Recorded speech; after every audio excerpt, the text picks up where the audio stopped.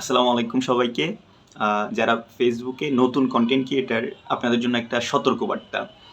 আপনারা যারা নতুন পেজ অথবা প্রফেশনাল আইডি খুলছেন কনটেন্ট ক্রিয়েশনের জন্য, আপনারা হয়তোবা অনেকেই লক্ষ্য করলে দেখবেন যে আপনাদের আইডি অথবা পেজে কিছুদিন পর পলিসি ইস্যু চলে আসে। কিন্তু আপনারা এটার কারণটা কি এটা ফাইন্ড আউট করতে পারেন না যে কী কারণে মূলত পলিসি ইস্যুটা আপনার পেজে অথবা আইডিতে আসছে। তো তখন আপনারা অনেকভাবে খুঁজতে থাকেন অথবা অনেকের ধারস্থ হন যে ভাই কীভাবে এটা দূর করব অথবা কী করলে এটা আসবে না। তো অনেকে প্রচুর পরিমাণে লাইক করার পরামর্শ দেয় বা অনেকে স্টিকার কমেন্ট করার অনেক প্রকার দেয়। তো এখন এর যে সমাধানটা মূলত এটা কী জন্য আসছে আপনি তো এই কারণটাই জানেন না। এই জিনিসটাই আপনাদের এখন মূলত আমি বলি। পলিসি ইস্যু মূলত অনেকগুলা কারণে আসে। তো তার মধ্যে আমি অন্যতম যে কারণটার জন্য সবচাইতে বেশি পলিসি ইস্যুটা আসে এবং যেটা সবচাইতে বেশি আমরা সবাই করি, সেইটাই আপনাদেরকে একদম সহজে ধরিয়ে দিচ্ছি। আমরা যখন নতুন অ্যাকাউন্ট খুলি তখন তো আমাদের খুব একটা ফলোয়ার থাকে না। তো এজন্য আমরা স্বাভাবিকত কী করি, এই কাজটা করেন না এমন কেউ সাধারণত নাই, নতুন যারা ক্রিয়েটর আর কি। আমরা কী করি, পেজে অথবা কারো পোস্টে গিয়ে আমরা এই যে কমেন্ট করি, count me in, follow to follow, back to back, অথবা আমার আইডিতে গিয়ে লাইক করে আসুন, আমিও আপনার আইডিতে গিয়ে লাইক করে আসবো। তো আমরা কী করি, এই কমেন্টটা অনেক বেশি পরিমাণে করি। তো এই সমস্যাটা হয় কি মূলত, আমরা যখন এই কমেন্টটা অনেক বেশি পরিমাণে করে ফেলি তখন ফেসবুকের অ্যালগরিদম অথবা যে রোবটটা আছে ওই কিন্তু এই জিনিসটা বুঝতে পারে যে এই জিনিসটা একটা স্প্যাম করতেছেন আপনি, বুঝছেন? এটা ওদের নীতির বিরুদ্ধে চলে যায়, ওদের গাইডলাইনে এটা এটা একটা অপরাধ হিসাবে ওরা ধরে। তো তখন এজন্য মূলত আপনার যে অ্যাকাউন্টটা থাকে পেজে পলিসি ইস্যু দিয়ে দেয়। তো এখন আপনি হয়তো বলতে পারেন যে এইটা তো ফেসবুকের কোনো রুলসে নাই, কেন দিবে, অথবা এটা তো ওরা লিখে নাই। হ্যাঁ, ঠিকই আছে। এখন আপনাদেরকে আমি ওই জিনিসটাই দেখাই যে ফেসবুকে যে এই জিনিসটা আছে অথবা কীভাবে লিখা আছে।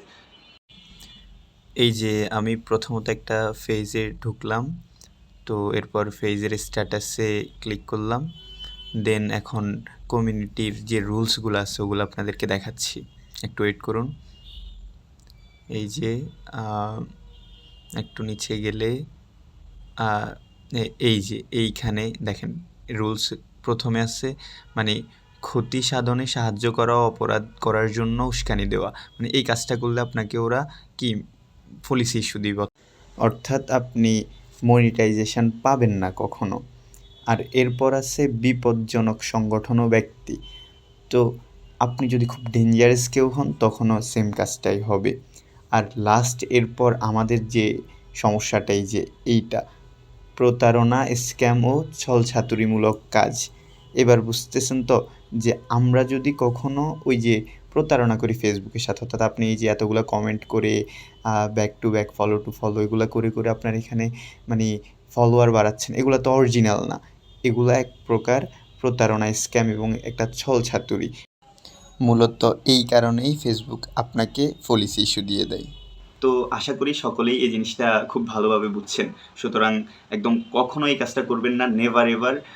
কারণ এই কাজটা করলে আপনি ভবিষ্যতে মনিটাইজেশনের জন্য একদম কখনোই এলিজিবল হবেন না কিংবা যোগ্য হবেন না।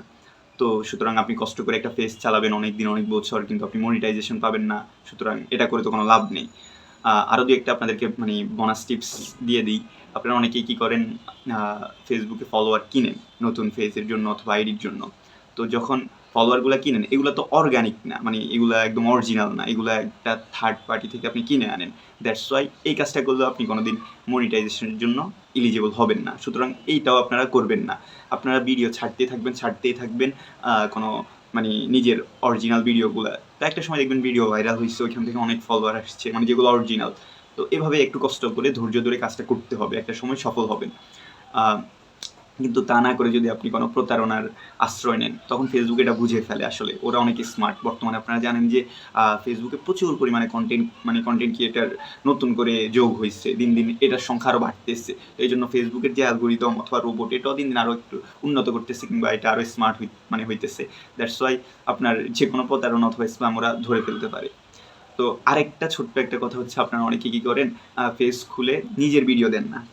নিজের ভিডিও না দিয়ে আপনারা মানে বিভিন্ন পেজ থেকে ছোট ছোট ক্লিপগুলো নিয়ে মানে অনেকগুলা অথবা খেলার অথবা একটা মুভির যে কোনো একটা ভাইরাল ইস্যুর ছোট ছোট করে জোড়া লাগিয়ে লাগিয়ে লাগিয়ে নিজে একটা ক্লিপ তৈরি করেন। তো এখন বর্তমানে আসলে এই জিনিসগুলো আসলে ফেসবুক খুব একটা গ্রহণ করতেছে না। মানে আপনি হয়তো অনেক ভিউ পাবেন, অনেক ওইখান থেকে ফলোয়ার পাবেন, কিন্তু একটা সময় যখন মনিটাইজেশনের জন্য আপনি আবেদন করবেন তখন দেখবেন যে আপনি মনিটাইজেশন পাচ্ছেন না, ফেসবুক আপনাকে মানে দিচ্ছে না। কারণ এই যে আপনার এই যে ভুলগুলো আপনি করে আসছেন। তো সুতরাং আশা করি এইগুলা থেকে সবাই বিরত থাকবেন, অ্যাভয়েড করবেন, নিজের অরিজিনাল কন্টেন্ট মেক করবেন। সফলতা একদিন আপনি অটোমেটিক পেয়ে যাবেন ইনশাল্লাহ। তো এরকম যদি আরও কোনো টিপস পেতে চান, কি সম্পর্কে জানতে চান, কমেন্টে জানাবেন এবং সাবস্ক্রাইব করে রাখবেন চ্যানেলটা, যাতে পরবর্তী সকল ভিডিওর আপডেট পেতে পারেন। ওকে, ভালো থাকবেন, সুস্থ থাকবেন, আল্লাহ হাফেজ।